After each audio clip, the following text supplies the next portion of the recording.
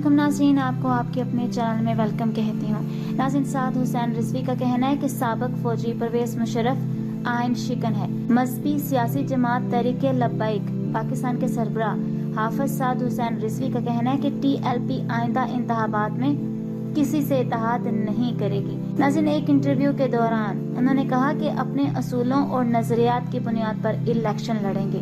नामूस रिसालत के मामले पर हमारे मौक़िफ़ में कोई तब्दीली नहीं आई है। ताकतवर क़ुव्वतों की हमायत का इल्ज़ाम लगाने वाले हमारे साथ पेश आने वाले वाक़यात पर क्यों खामोश हैं।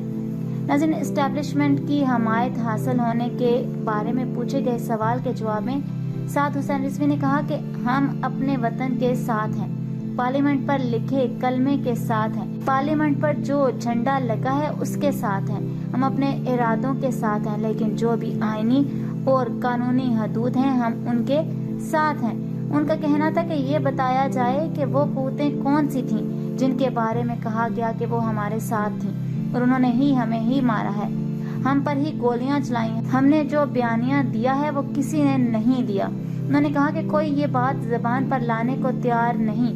इस नामूस रिसालत की तहरीक में हमारे 44 शोहदा हैं, तकरीबन निस्फ सेंचुरी बनती है और जख्मी अलग हैं।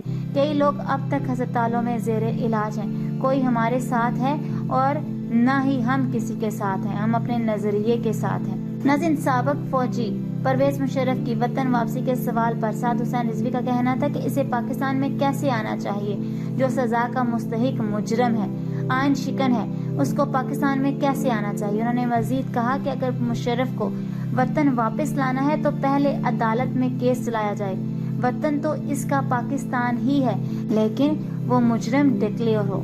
आज की इस वीडियो में इतना ही। अगर आपको मेरी वीडियो अच्छी लगी तो लाइक और शेयर कीजिएगा। अगर मेरे चैनल पर नए हैं तो सब्सक्राइब कर लें, साथ वाले बेल के आइकन को क्लिक करना मत भूलिएगा ताकि मेरी हर नई आने वाली वीडियो की अपडेट आप तक पहुंचती रहे। अपना रखिएगा बहुत सा ख्याल और रखिएगा मुझे अपनी दुआ में याद। मिलते हैं अगली वीडियो में, तब तक के लिए अल्लाह हाफिज़।